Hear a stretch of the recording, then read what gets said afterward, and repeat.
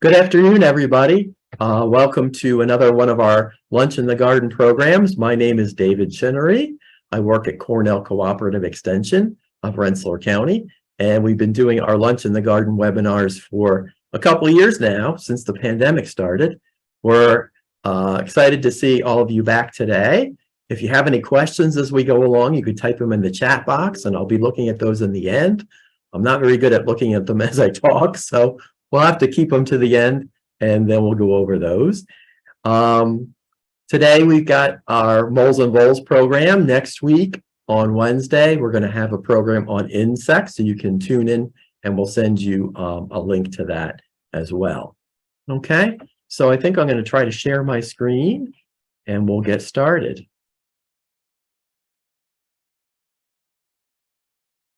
Okay, so hopefully you can all see that. Yep, looks good. Good, thank you, Marcy. And we'll put this into show mode. And we can get started. Okay, so let's see. I'm going to make that box go away. And I'm going to make that box go smaller. So hopefully that all works for everybody. And we can discuss our subject. So moles and voles. It's a popular subject. I started to do this talk in 2020, or actually I started to put this talk together in 2020, back when we were stuck at home a lot. And I've had a long history of moles and voles in my own yard. I knew I had both of them. I knew some of the signs of the damage. I had actually seen some of them occasionally. But I have to say I was really never very good at understanding all their biology and some of the ways that we can kind of live with them and try to manage them. So in 2020, when I was home a lot, I set some traps and I kind of got more involved in the mole and vole world. And it does take some involvement. So you are going to learn maybe a lot today, or hopefully learn some new things. And it will be a part of your life if you decide to go down this path.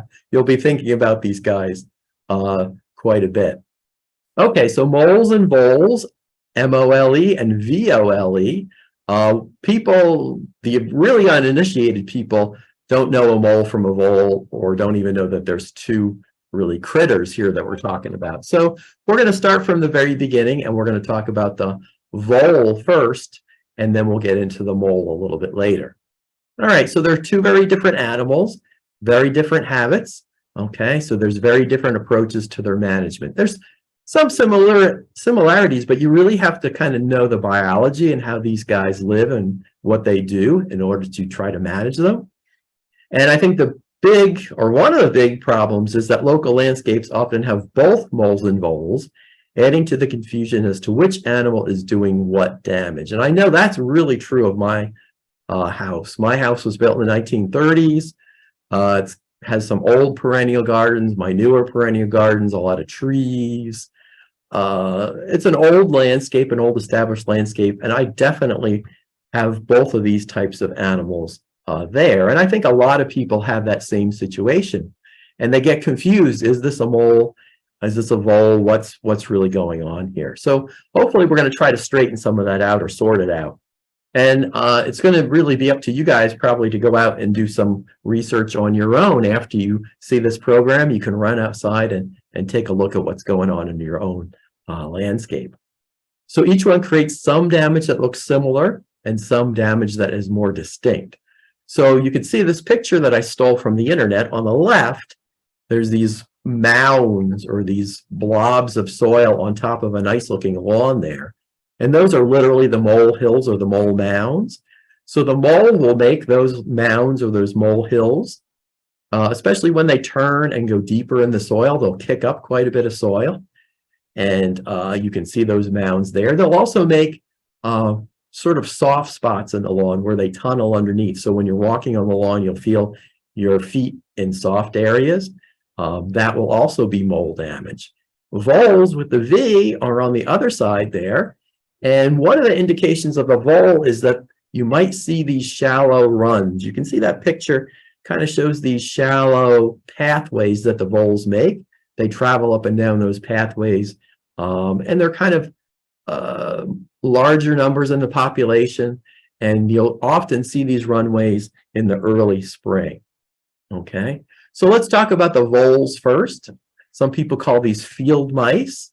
And amongst the voles, we have to know that there's two species in the Hudson Valley. There's a meadow vole with a long tail and a pine vole with a short tail. And believe it or not, that makes a difference. And we'll talk about why that's important as well.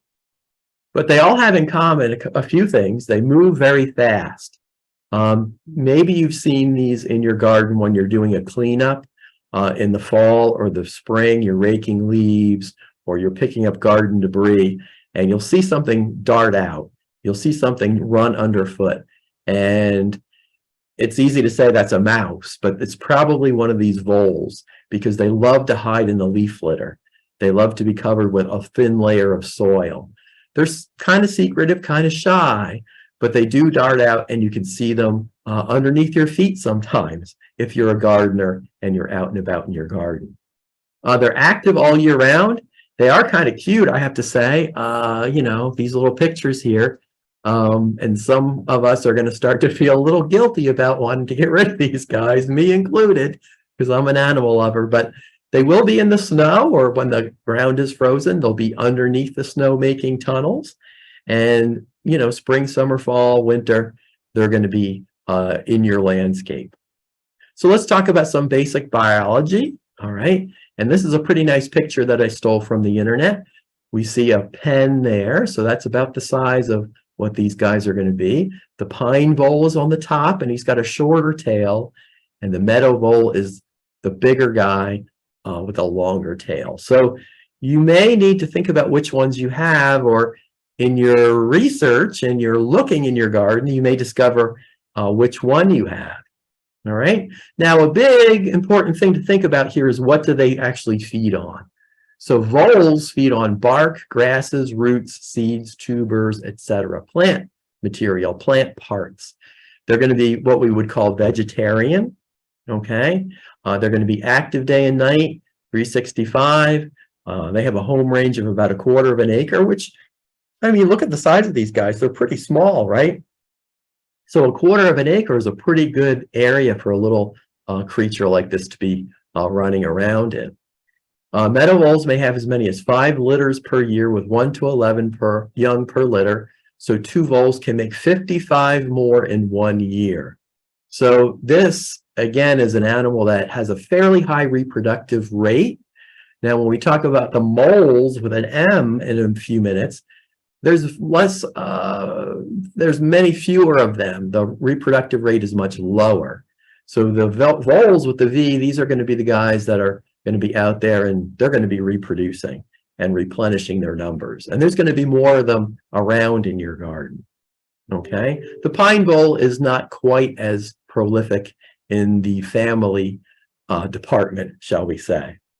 Meadow voles live on the surface of the ground, but will burrow in leaves, plant rubbish, and grass, and shallowly in loose soil or mole runs.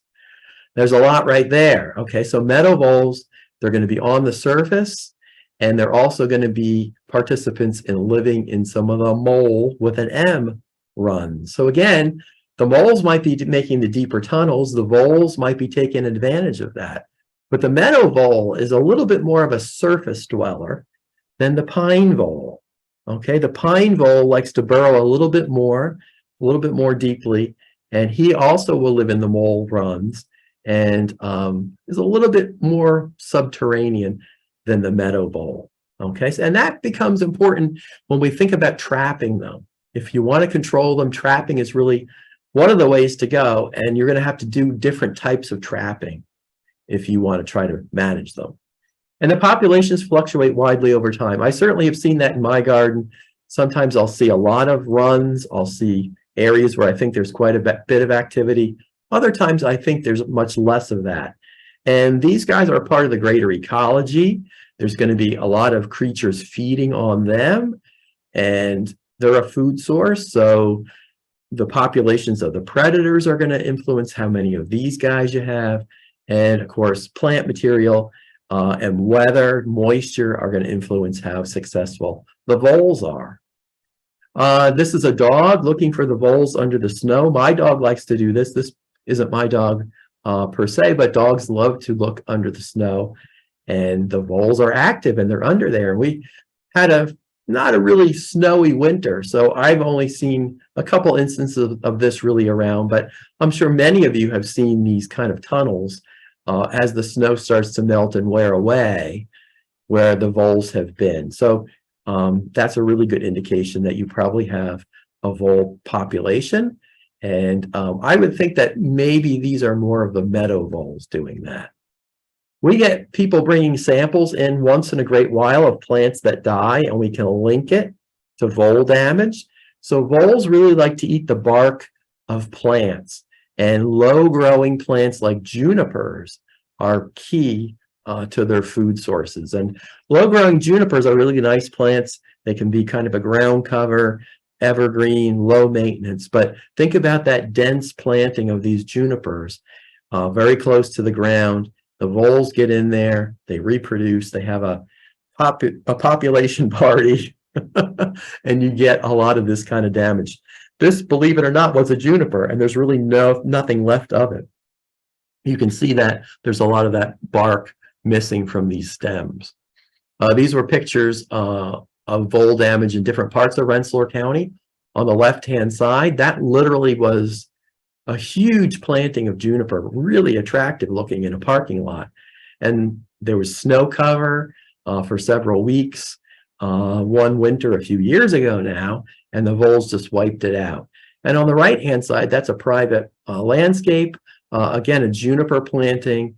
You can see there's a lot of patchy dieback there. The voles haven't finished it off entirely, but they're in there doing a lot of chewing. This was at a railroad station. And here, the tops of the junipers are dead. And I think what happened here was the snow was piled up in mounds kind of on top of these junipers for quite a while. And the voles just were living up in that snow mound and chewed all the bark off those junipers and killed the tops out of them. And here again, this is vole damage on lawns in the growing season. So similar to those snow pictures, you can kind of see the same thing going on here. Shallow runs in a lawn, and the voles are being very active. Here's a picture that I took a couple of years ago at our demonstration garden. And the top of the picture there, that's the bottom of our gazebo. So the voles are living under the gazebo, and they're coming out and making runs through the lawn.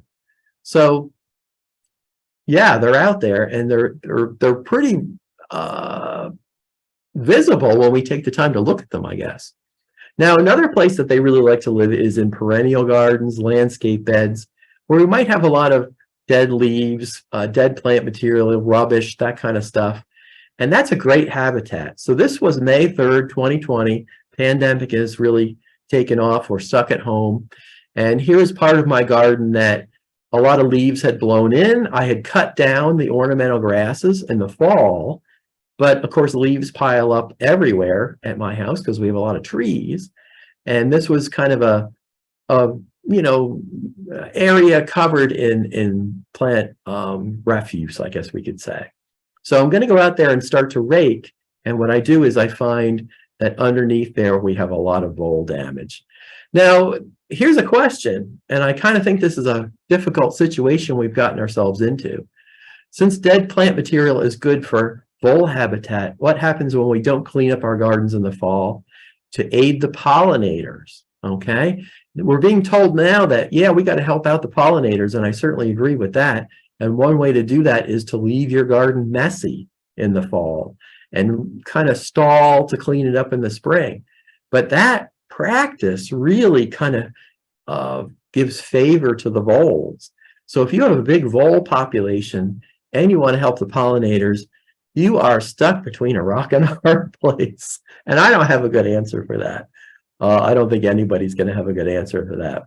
So this is that same place where I rake the leaves away, and I find that we've got holes and a lot of digging under the ground. And on the right-hand side, that's a stump of an ornamental grass that's had its entire root system chewed off by the voles.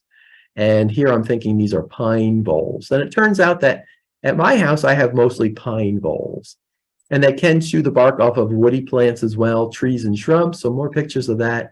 And a friend of mine down in Dutchess County shared this picture. This is a plastic nursery pot with a very large drainage hole in it. and the voles were in a nursery chewing through the plastic pots and getting into the nursery stock and eating the root systems of the nursery plant. So when there's a lot of them and they're hungry, you're going to see some damage. I call this the Great Potato, Dahlia, and Hosta disaster. This was about 10 years ago, and I like to grow those plants, potatoes, dahlias, hostas. They all have fleshy roots, right? And what would happen is my large vole population, they would come in and they would chew the roots off of these plants. Those dahlias in that really lousy picture I have there in that raised bed, they look pretty good. They grew pretty well, but when I dug them up to take them in for the fall, they had very poor root systems because they had been chewed up by the voles. That hosta in the bottom picture, that was destroyed by voles, and I kind of watched it over a period of weeks. The hosta got smaller and smaller and smaller as the voles just chewed the root system off it. And potatoes, I don't have any pictures of it, but every time I dug up a potato in the late summer or fall, it had chew marks on it, and that was the voles. So Cagney and Lacey, what can we do about this? You know, sometimes you have to ask for help from a higher power, and I like television detectives. So what can we do? Well, here's what some of the authorities say and some of my experience tells us, okay? Repellents, we use those for other types of wildlife, but for voles, they tend to not be very effective. You know, we have deer repellents that are pretty effective, but not so much for voles. There really hasn't been anything that's been found to be greatly repellent to voles. Habitat or garden modification, I'm going to show you some of that. I think that's a good way to go if you can. We're going to use some exclusion tactics with hardware cloth, wire mesh, maybe some plastic, although I would stick with the wire. We might do some trapping, and then there's also a bait possibility here. Baits and bait stations, New York State DEC, those are the folks that regulate pesticides in New York. The DEC keeps a list of the brands that are sold in New York for voles, and we have over 100 different brand names of products, of bait products that we can use for voles. So we'll talk about that in a second. Things you can do in your garden to discourage the voles. Well, here's a picture of a beautiful predator, right? And he or she is saying voles make up 85% of my diet, the red-tailed hawk. So it's great to see more of these birds around if you're a gardener, in one sense, because yes, they are probably helping us reduce the vole population. Of course, they do feed on other things like songbirds, which is kind of sad, but they are part of the environment and they are helpful to us with the vole situation. Again, we can clean up piles of leaves and branches. That does go counter to the pollinator concern nowadays. So we're kind of stuck with that situation. Remove grass and weeds from around the trees and shrubs. Do a good fall cleanup. All right, keep mulch away or shallow near the base of woody plants. Don't use mulch anywhere to excess. Mow your lawn to 3 inches or maybe even a little bit lower before it snows. Surround plants with lava rock. Now, I've never done that myself, but I've heard of other people that take out soil from around plants or put lava rock or something sharp like that around plants. I don't know if that would be really something I would want to do. There is a very short list of resistant quote-unquote plants, which I'll show you in a minute.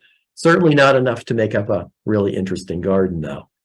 Put out a welcome mat to predators, cats, hawks, and many others. And again, the cat situation, another catch-22, right? Cats certainly may be hunting songbirds, so we don't really think that's a great situation. But cats will certainly hunt for voles. And when we had cats years ago, our cats did some good hunting, and I think they really helped us out more than we realized. Vole-resistant plants, this list is not backed up by research, but this was just put together from the internet. So there are some anecdotal observations: salvia, Lenten rose, crown imperial, castor bean, iris, daffodil, snowdrop, grape hyacinth, and trout lily. Certainly all nice plants and certainly worth having in your garden. I can say that I have, you know, a number of daffodils. I've never seen them eaten by the vole. So there probably is some truth to this list. And certainly, as we're going to see in a minute, the castor bean does offer some repellency to voles. Well, actually to moles, but we'll get there in a second. This is one thing I think that you really can do, and it can be effective. So I garden in raised beds, all right? And here's a picture of a raised bed that I'm rebuilding. And what I do now when I rebuild my raised beds is I put this hardware cloth or this wire mesh on the bottom, and I make sure it's very tight. And I really have very few voles that penetrate that and can get into my raised bed. So now I can grow my potatoes and my dahlias in these raised beds that are protected with the wire, and I have much less vole damage. So that's called exclusion, and that's a tactic that really, is environmentally friendly. It just takes a lot of work to put your, raised bed together in this way. So this cost about $62 for the wire. That was back in, I think, the 2015, 16 time period. So it's going to be more expensive. I would use pressure treated wood now because it's going to be a much less rot prone than even the hemlock wood, which I really like using. But I'm getting old, so I'm going to think about using the pressure treated lumber, which is pretty much given the green light for the most part in growing even vegetables in it. So I wouldn't worry about that. It's not like the old arsenic treated pressure treated lumber that we had years ago.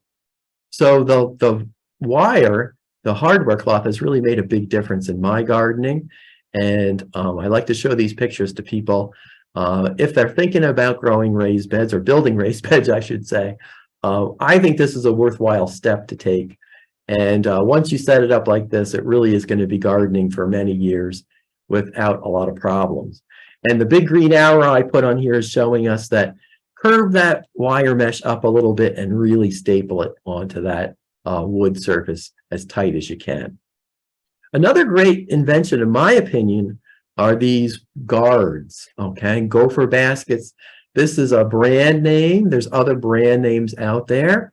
So don't go by only this one. This is called the Genuine Root Guard, which I really like. And these are kind of meshy, flexible wire. I would call them baskets or coverings. And you can get these on the internet. Just do your Googling. They come in a wide variety of sizes. You can see in the bag it says 1 quart, but they come in gallon and 2 gallon and 5 gallon sizes.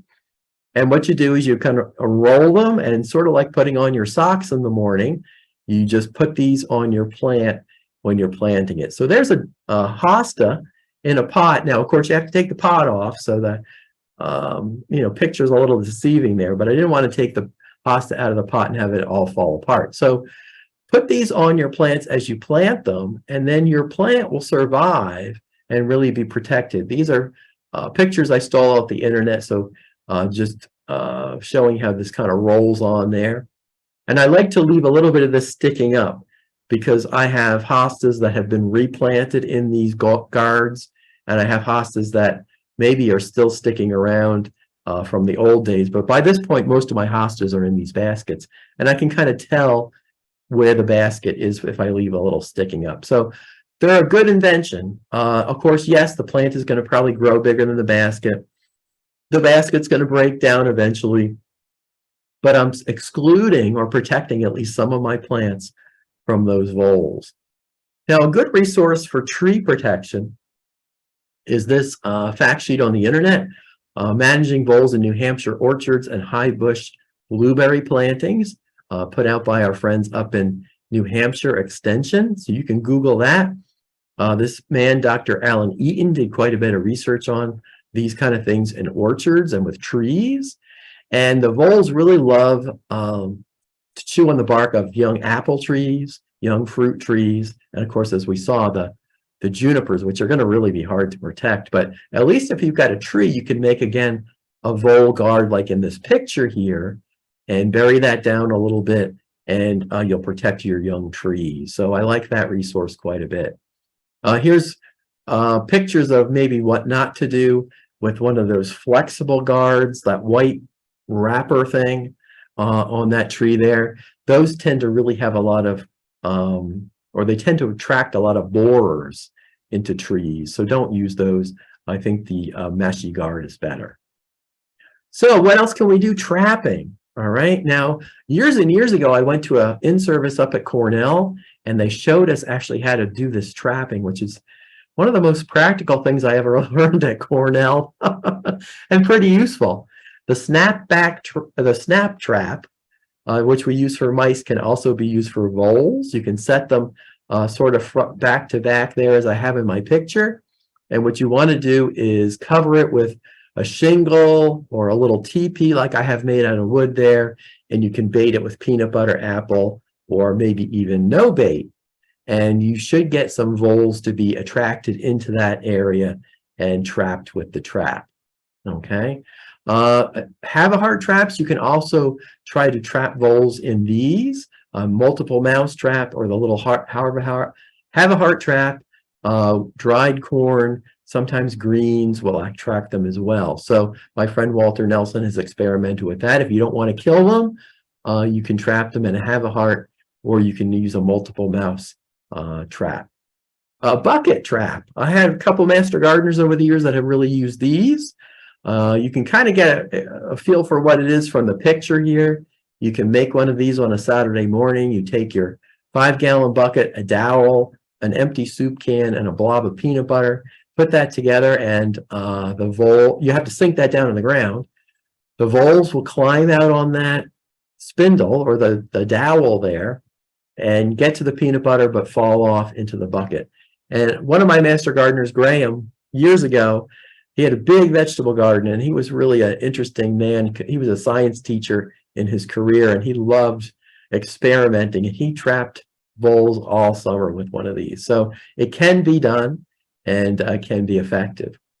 But my case, I will say, I was never very successful trapping for meadow voles. I would set these traps out, and I would get a few, but I never really thought I was getting a whole lot of action.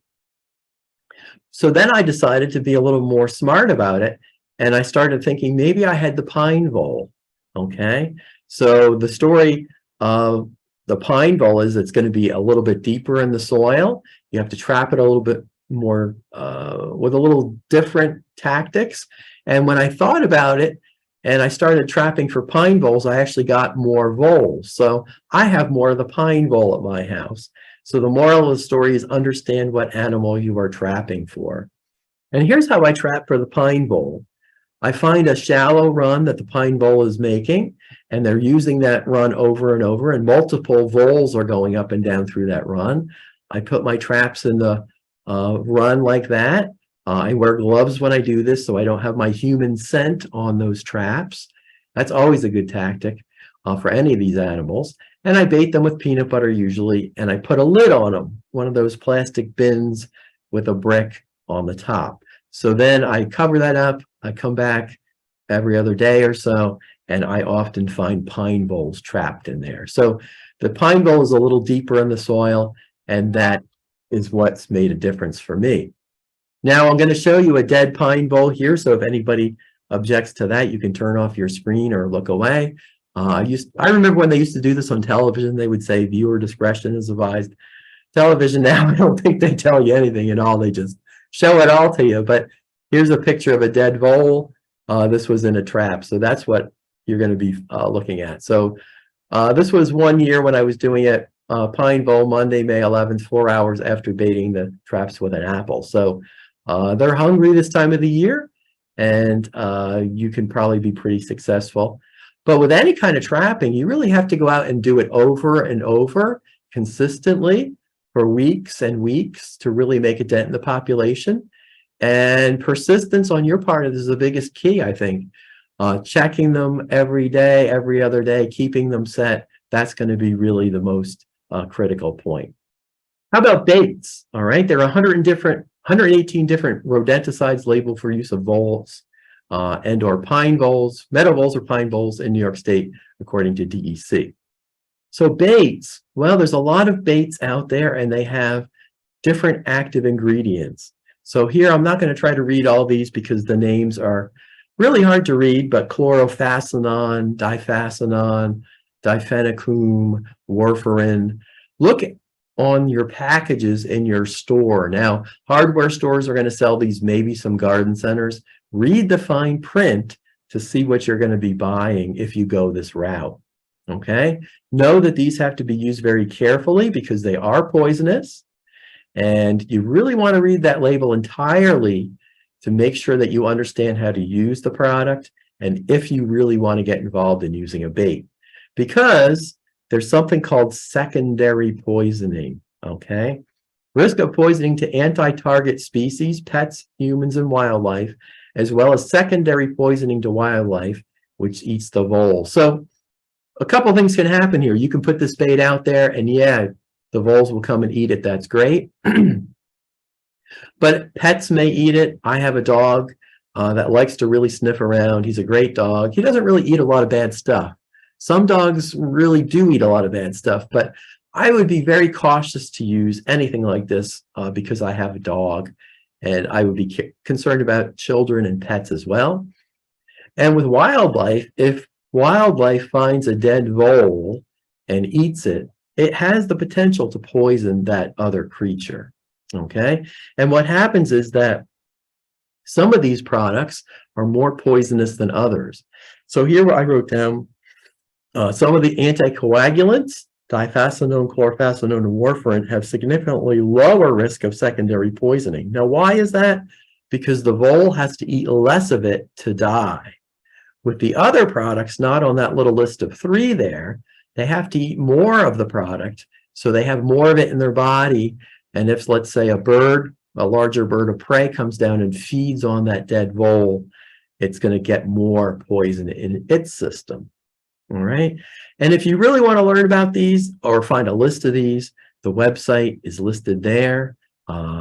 It's New York State DEC Bureau of Pesticides Management Information Portal. You can Google all that.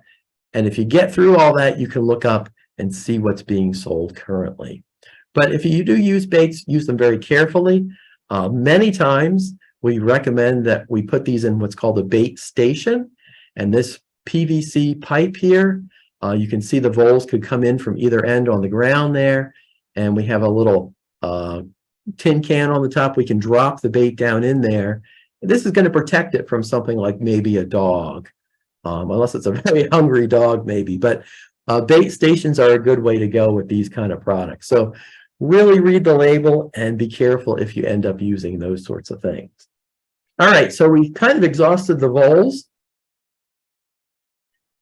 So we'll shift gears a little bit and we'll talk about the moles with an M. Now, these are even more kind of steeped in mystery, I think, because moles spend virtually their entire lives underground. You could be a gardener for many, many years and really never see a mole. We have 3 different species here in New York State: the hairy-tailed mole, the star-nosed mole, and the eastern mole. And you can see they all have different Latin names or different scientific names. So they're not really that closely related, although they have similar lifestyles and very similar physiology. The scientists have separated them out into 3 different species, which I think is kind of interesting. The star-nosed mole in the center there has the most dramatic snout on it. The other 2 moles have a little more streamlined look, but look at those big paws. They're really amazing creatures because they are just designed to dig and live under the ground. So yes, they live under the ground. We rarely see them. They have a high metabolic rate and they live in lots of different places: lawns, fields, woods, many natural areas. So yeah, these guys are supposed to be here. And that's another thing we have to realize with all of this wildlife. They're part of the environment, you know, they're meant to be here, and they were here before us. So if we want to get rid of them, you know, we're really impinging on their homes as well. So they live underground. They're really solitary creatures, except when they're mating. They really don't have many young per year. The scientists will tell us that we really only have 1 to 3 animals per acre. When the mom mole gives birth, they tend to eventually scatter and move. I've caught about 5 or 6 moles on my 1 acre property. So, you know, I think the number could be a little bit higher than that, but scientists that study this sort of thing tell us that these populations are really actually pretty low You might think you have a lot of moles, but you probably actually only have a few animals in your area. All right, they're active year-round, more active in warmer soils. So really this time of the year, these guys are going to be more prevalent. Spring and fall, I tend to see more mole activity in my lawn.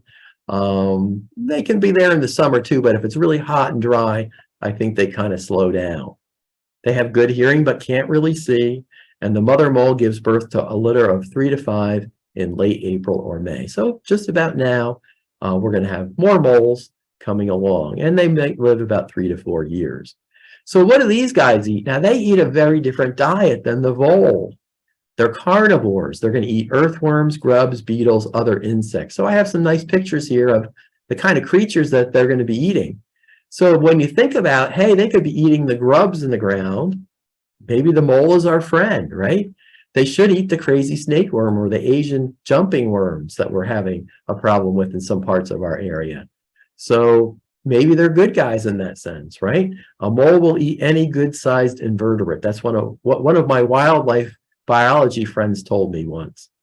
Moles do not eat grass, grass roots, or other plants or plant parts. So if you're seeing damage to potatoes and dahlias and hostas and other plants, you have voles with a V, you don't have moles with an M. Or maybe you have moles, but they're not killing those plants. The mole might eat 70 to 100% of its body weight daily, so they're very hungry. Even though there's not many of them, they are going to be out there feeding quite a bit.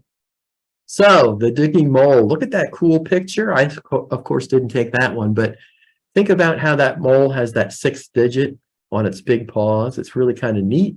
So the mole is digging for food. It can dig at a rate of 1 foot per minute and may tunnel 100 feet per day.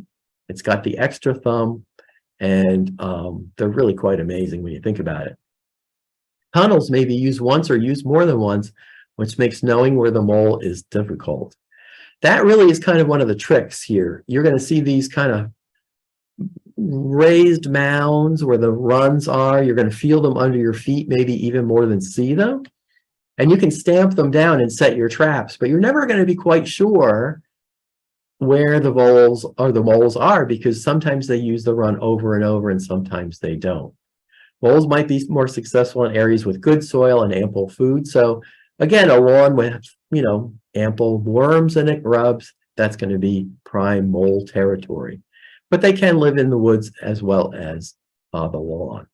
So here's some pictures that aren't really, really great, but they do show what we're talking about here, the mole runs and the mole hills, or sometimes people call these boils, which I think is kind of a funny word for it, but those kind of eruptions of mounds of soil on the lawn, very visible. There's a house down the street from me about a mile or two, and they have a patch of lawn where there's constantly these mole hills or these boils. I enjoy seeing that every day when I come to work. Here they are in my yard, probably last spring or the spring before. The mole is active in there. I have a lot of weedy turf grass here, but you can see the mole mounds, and that's where they're really digging down and pushing up some soil. And these pictures are trying to show you kind of those raised areas where the runs are. And part of the problem here is that not only does it make it kind of easy to walk on, but this constant turning of the soil really encourages things like crabgrass and other weeds to come along. So I'm not a very fussy lawn person, but I think that this constant turning of the soil is not really good for an established lawn in the long-term process. And here I've done a little bit of digging and trying to cut down in the soil and show you what's going on. So here you can see some of the damage that you might find in your own yard. So again, what are we going to do? Well, this time we call in the men here. And if I had Tom Selleck's car there, that would make me a happy guy. I wouldn't be thinking about moles and voles at all, but I don't have that car. So we have to think about management, all right? And again, we have some of the similar tactics, but we use them a little bit more in a different way here. Repellents, deterrents, live capture, lethal methods. And again, my friend, the wildlife biologist, said, and I like to quote him because he was a smart guy, there are more urban legends about mole management than any other animal. All right. You hear people say, do this, do that. and you see a lot of advice in maybe magazines or websites. And a lot of this is not really very research oriented. And at Cooperative Extension, of course, we are trying to be research oriented or fact based. So what are we going to say about that? Well, technically, there's no scientific evidence that castor beans, the seed itself, mothballs, electric noisemakers, broken glass, gum, or vibrating windmills deter moles. All right. There's never been, to my knowledge, a study where they actually studied any of those things and could report back in a scientific way that, yes, these things work. Anecdotally, I'm okay with thinking that maybe sometimes the windmill shaking the ground might deter the moles in that spot right there, but it's not going to work in a very large area. Okay. Reducing the white grubs, yeah, that might impact the food source of the mole, but since the mole likes to eat other things, probably he'll be okay. So sound producers, sonic vibrations, if you want to try these kind of things, there's no harm in it, at least from what I can see for the most part, but I don't think that they're going to do a whole lot for you long term. All right. Washington State Department of Fish and Wildlife says no repellents currently are available to protect lawns and other plantings. Okay. Mothballs, garlic, or spearmint leaves placed in tunnels and a perimeter of mole plants, Euphorbia species, planted around gardens have all had mixed results. This is the giant destroyer garlic tunnel tubes for moles and gophers. I found this in a store just a couple weeks ago. So it's a garlic product. I guess we put this in the ground and supposedly the moles aren't going to like that. Again, no really good research on garlic or spearmint or mothballs. It might work to some degree, but I wouldn't, think that this is going to be the end all and be all of repellents for them. There is one thing that has been shown in one scientific study to repel moles. All right, that's castor oil. And this has become a very popular option. So here's a bunch of pictures of different products that I took and stuck in here. This can be a granular or liquid. There's a large number of different brands available in New York State. And way back in 1993 and 1994, there was a group of researchers that studied this on the eastern mole. All right, and they did show that these products did have some verifiable efficacy. They did actually work to some degree to repel the moles. So if I was going to try anything as far as repellents go, I would say I would try some of this stuff, the castor based products. There's also a capsaicin repellent, but I don't think there's been a whole lot of research on that one. And do remember that you should read the label with all these things and check out the fine print. I don't believe that there's really much downfall or downside to this in terms of pets and wildlife. I would keep them off the lawn for a day or two after I sprayed it, but just do check the label. I haven't really read the label for those details, but I think that the environmental impact of these is going to be pretty small. This is what I wanted to show you here. A lot of fine print, I know, but here's the actual study that was done, and you can Google this. What they found was that on 11 treated plots that were treated with castor oil, mole activity ceased for the most part, okay? And they had no activity on 10 of the plots for 30 days, and they had no activity on one of the plots for 65 days. So to me, this is a very small study. It hasn't been replicated widely. We shouldn't really only rely on one study, but this is all we've got. But at least it did show that maybe you get a couple weeks, several weeks from some of this repellent. Okay, gassers, I've tried these myself. There's many different brands, legal in New York. They have sodium nitrate, sulfur, and charcoal in them. The idea is you put these in the runway, you light them. This is going to be annoying to the mole, and he or she is going to move out. Okay, they might be effective to some degree. They're going to move the mole out of the area, but once the smoke clears, I would think that the mole may eventually come back. All right, there's other types of fumigant tablets and pellets available, but those are only sold to certified pesticide applicators. So people that are have studied pesticides and taken the exams, and they're certified to use them. So For homeowners, that's a little bit more limited. There's some live capture traps. Okay, here's a diagram of one that I found on the internet. I don't know how well this is or how easy is this to do, but I did find this kind of interesting. Here we say that the moles are most active between 4 a.m. and 7 a.m. and 6 to 9 p.m. So, hey, before and after work at least, right? You would watch for movement in a tunnel. You'd put a shovel blade behind the mole and guide it into a waiting bucket, or construct a pitfall trap, which is actually what this illustration is showing. So there's a number of different traps that people have made using jars, using buckets, getting the mole to fall into the bucket. Not terribly easy because the mole is pretty smart. He knows when his runway has been disturbed.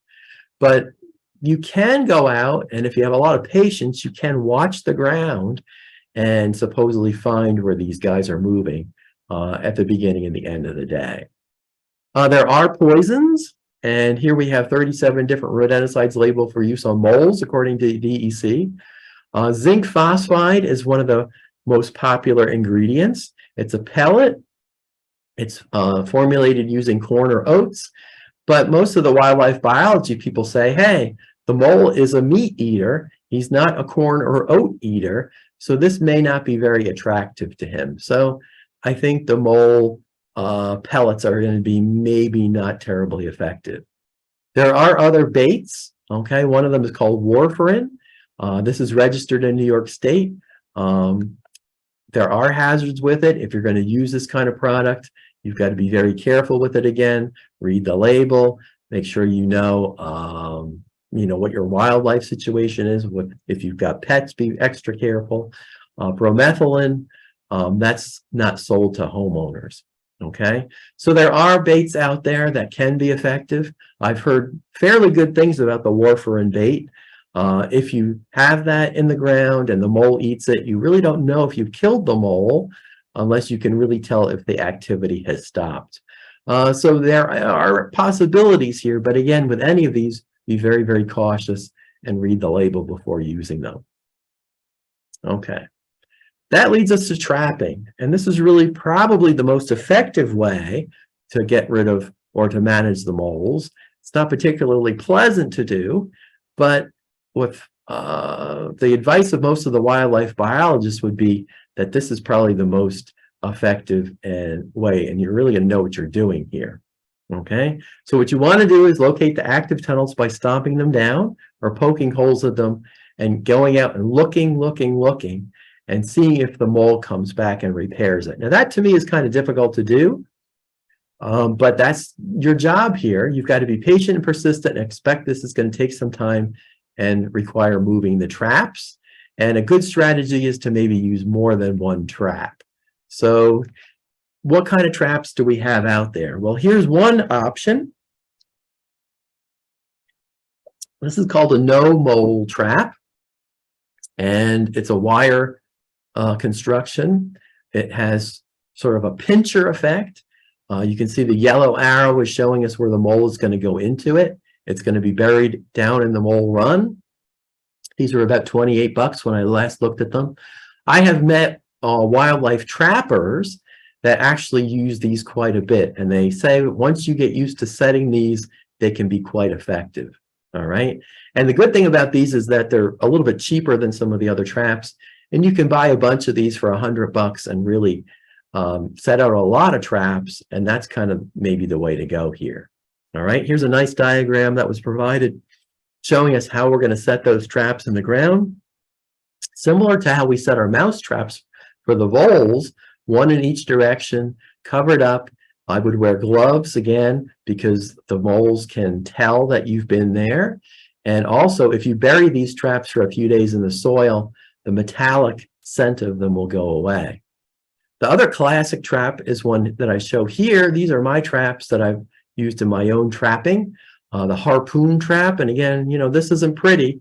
You can kind of picture that this is going to be a device that you pull up, that spring compresses, you set the trap, and then when you push it down in the ground, and then when the mole comes along and triggers the paddle, I should say, those spikes are going to come down. So Not a pretty sight. Here's one I have that was patented in 1886. And I'm just showing with the arrows that we have to pull it up. Takes a little bit of practice, takes a little bit of strength, and then we push it in the ground. And when the mole comes along and triggers that device there, the lever, those blades are going to come down. There's also a scissor type trap. That's more of a scissor action. And here's a modern version of that called the Tomcat trap. This was made in plastic. It's got big springs on it again. It's kind of similar. You've got to step on this and set it, and you want to put that in your active run. I always think it's a very good idea to cover your traps with a 5-gallon bucket with a brick on top to keep them away from little dogs like my friend there. So here's some examples of trapping, and I'll finish up with this and then let you guys go. But this was back in 2020. I set out a harpoon trap and a no-mole trap and the scissor trap on a Monday in April. I wore my gloves, I put a 5-gallon bucket over it, and I used them all in a relatively small area and kept a good eye on them. The weather was kind of lousy. I caught nothing. I decided to move them in a few days, and I finally caught my first mole on a Sunday, about a week later. All right, and here's some more pictures of dead animals, and I found out that I have a hairy-tailed mole. So I learned a lot by doing that. I learned what species I have in my yard, and that mole was captured with a harpoon trap. But then I reset my traps, and I have to say that my most successful trap over the couple years I've been doing this is the scissor type Tomcat trap. Here we reset the traps on a Sunday in a different area, caught another mole by Tuesday, and then we reset it. We caught another mole on a Saturday, and then we caught another mole on a Sunday. So if you are lucky and you're working when they're active and you're setting your traps and keeping an eye and, you know, thinking about your biology, thinking about how the moles work, yes, it can be done. All right. A good fact sheet on all of this is this one here put out by Rutgers called Mole Management in Turf and Gardens. So you can Google that. And that's got a lot of good advice. Okay. And I'll just leave you with this last word here. If all this seems to be a bit much, and I can certainly understand why you might think that, think about tolerance. All right. I don't certainly try to keep my yard mole free or vole free. I just try to reduce the population a little bit. I use my wire mesh to protect some of my key plants. I do a little trapping. I tolerate them. I try to live with them. They're part of the environment.